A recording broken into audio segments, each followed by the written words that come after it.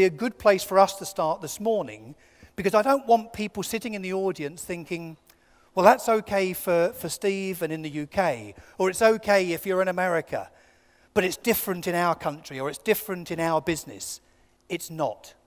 Interactive bit, I'd like you to write down the names of 3 people that you know you should have called by now, and for some reason you haven't done it.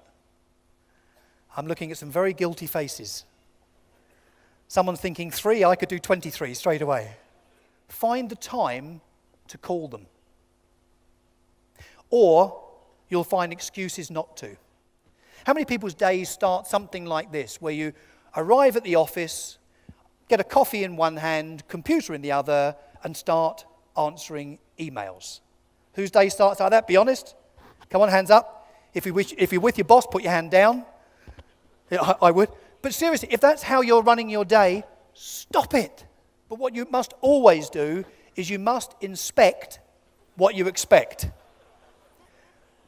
One of the terrible things, if you don't actually check what your service or your delivery looks like sometimes yourself, you can have some awful mistakes. Then before they could fold it and put it in the envelope, I took it from them and I scrunched it into a ball.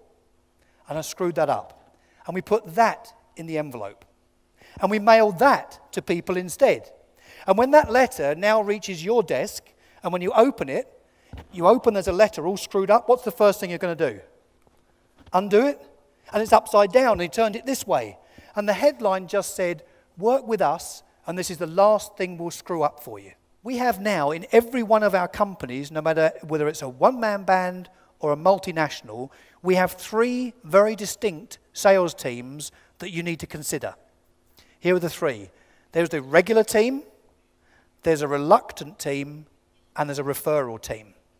And it's really important that we all have a strategy for each of those different elements and think about them separately as opposed to just sales. When they did that, in one of these practices alone, inside the first 4 months, they had £129,400 of extra business inside the 4 months, additional business, because they switched their mind from upsell to upserve. Does that make sense? I've got a challenge for you. For 7 days, starting right now, for 7 days, no complaining. Tough one, huh? But it makes such a huge difference.